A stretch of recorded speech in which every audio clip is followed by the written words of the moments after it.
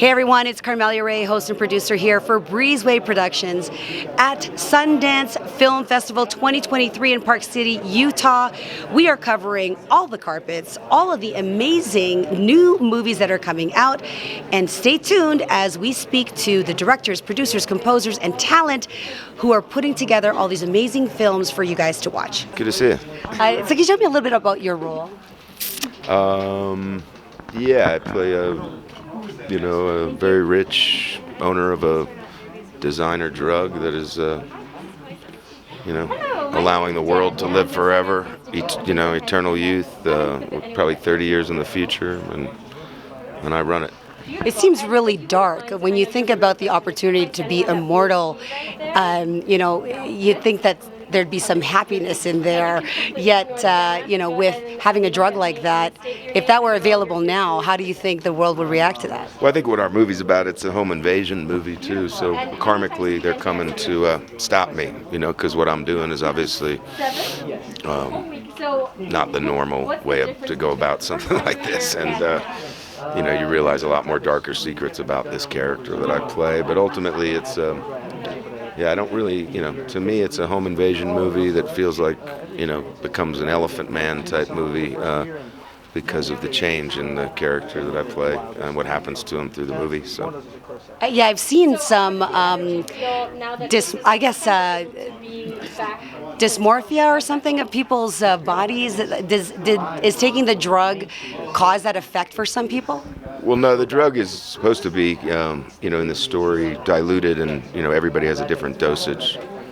These guys that come in and invade my home don't dose me. They just shoot me direct with it, and that'll kill you, yeah. It also turns you into muscle, yeah. So is your character naughty or nice? She's a little bit of both. She's naughty, but then at the end of the movie, she's a little nice. Yeah. So I read, there's not much about the film, but I read that you play a seductress part. So can you share a little bit about that?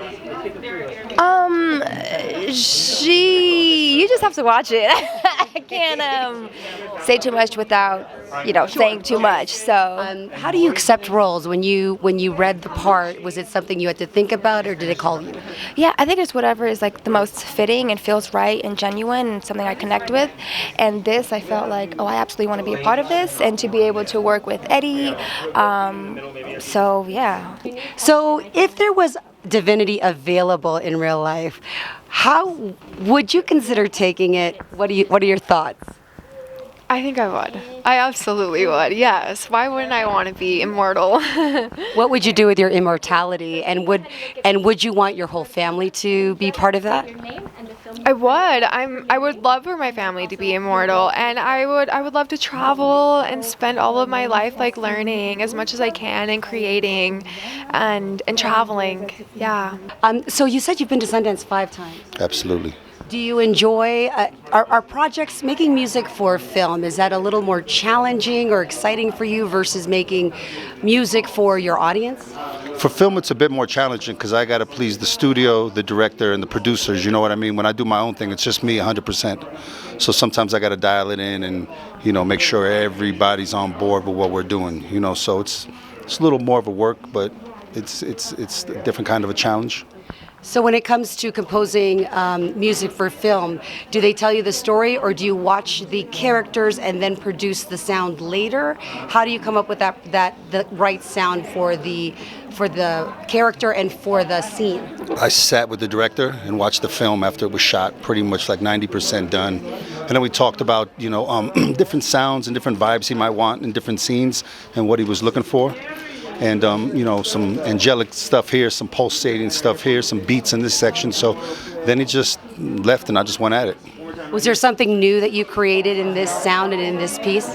There was some stuff, I had to bring in some real orchestral Juilliard people to write some sections for me, you know what I mean? That got pretty intense. So I use them as musical extensions, you know what I mean, to get my ideas across. So there was a couple challenging things in there because it changed moods like 6 or 7 times within 2 minutes, you know what I mean?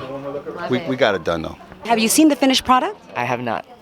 Are you excited? I'm very excited, yes. It's definitely going to be a treat. I love Eddie's work and Danny's work, our cinematographer. So to see, this noir sort of sci-fi, timeless aspect of the film, I'm excited to see. It seemed really physical. Does your character get into a lot of physical scenes, and how did you have to prepare for that? It was very physical. It's a long conversation, but basically when we first started to prep for the film, Eddie had us work with jiu-jitsu choreographers, stuntmen that we choreographed 2-3 fights. I've always been training, so that's not an issue for me, but add on top of that the 120-degree weather in Joshua Tree, and you can kind of get a sense of how it was. What is your feeling about immortality, and if this drug was available, what's your take?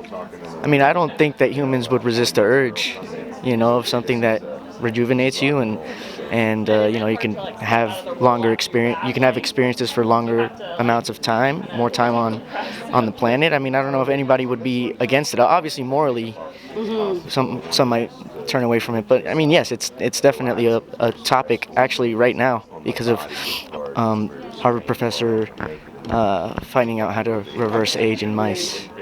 Just as a question, did Divinity affect different people in different ways? And did it ever affect people's personality? Because it seems like very dark, so I'm wondering if it changed people's character. I don't think we've seen people before and after. I think we're just at the peak of it. So I'm not sure. I would think so. So I play the main brother that with Moises that we come to. I don't even know what planet we're on, but we get here and yeah. And how far in the future is this movie? Can I tell you that I honestly it was such a go with the flow type of thing that I'm not even completely sure where this movie takes place or even what planet.